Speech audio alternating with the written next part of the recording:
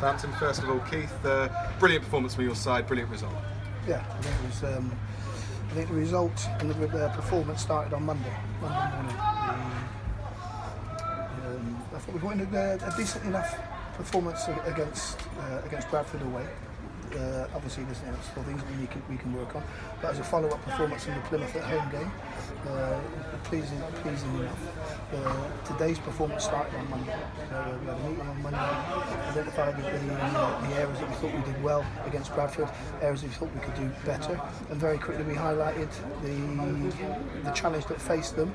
And I've got to say, the work ethic, the application and attitude from Monday morning has got us that result today. Everybody was switched on. I gave them a little bit of a challenge because I said these will try and bully you. They will try and find a weakness, and they will try and find somebody that's prepared to too easily go on the back foot. You need to stand up to people. You need to make sure that you match their endeavour, you match their willingness, and then play at the right times. And today I thought we did that. I thought we earned the right to play, but most of all I thought we matched them. We were disciplined, we were solid, and we were brave.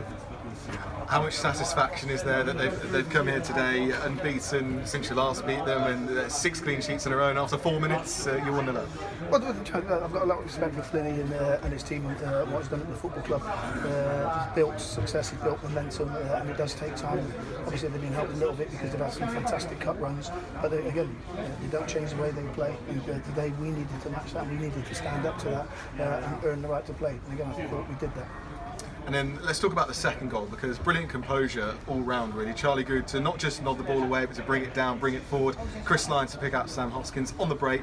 A brilliant goal. Yeah, and again, it comes from, we've got players that can play and we can open doors, but we're getting that understanding of we need that shape to play from.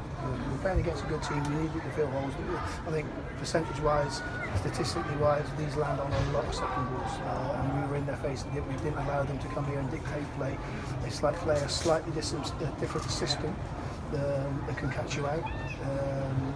Because very quickly they do get people in the box. And I've got us 2 centre backs today were excellent. I thought our 2 full backs today were excellent, and I thought they stood up.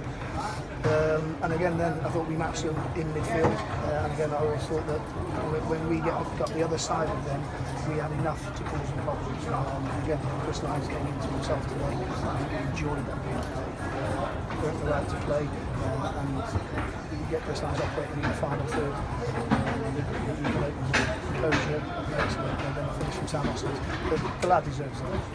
He got 3 assists in the last home game, but his work rate, not many people would have made the box. Sam Hoskins would have put himself up there. Again, but I thought there's other contributors within it today. Andy Williams, his work ethic and his challenge that he accepts week in, week out, excellent. Working his socks off. Nicky Adams and Sam Hoskins are instrumental in our shape and being prepared. They are wild players that normally can be seen playing outside of the competitive game. They're in the mix, and I think that gives us a platform. And then when we earn the right, then we go and play. Probably the longest answer you've ever. Yeah, I can tell you're happy with the win. Andy Williams, you mentioned him there.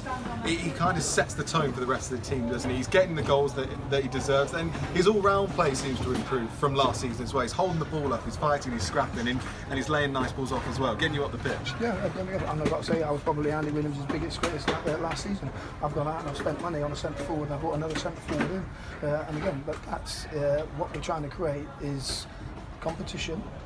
And Andy Williams knows if he doesn't pull his weight, if he doesn't work his socks off, he loses that starting slot. And again, and that's the type of competition that we want. And then likewise, the players that want to get in the team, you can see Harry Smith out there now. He's doing extra because he wants to be leading the line, and that's the type of competition that we want. Same type of competition that you have with the goalkeeper situation. You want your number 2 to do more because he wants to be number 1.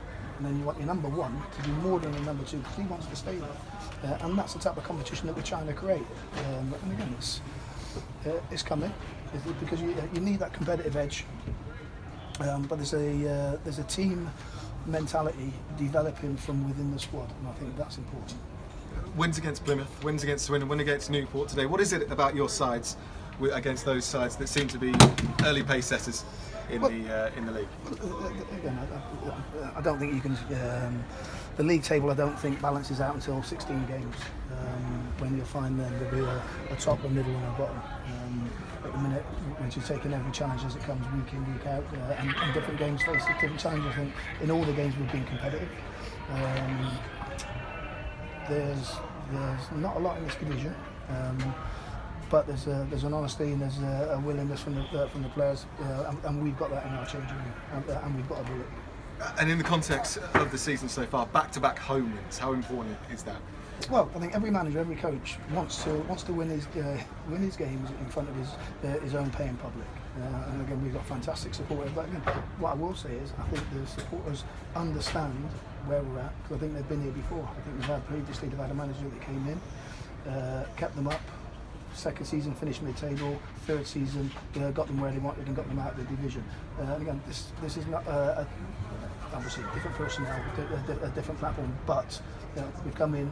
We're trying to stabilise. We're trying to show good housekeeping, and we're trying to create a competitive squad that gets us operating in the top half of the division. So we're trying to build. Finally, just to look ahead to Tuesday night, we speak all season long about how key momentum is in League Two and stringing together results. How much of an opportunity is this against a Stevenage side who have been struggling? Again, I like games. Games turn me on. I enjoy coaching. I love being out on the coaching field. I love doing the work behind the scenes with the coaching staff, identifying strengths and weaknesses, the video analysis that we do. But ultimately, I'm a match day manager. I enjoy the build-up.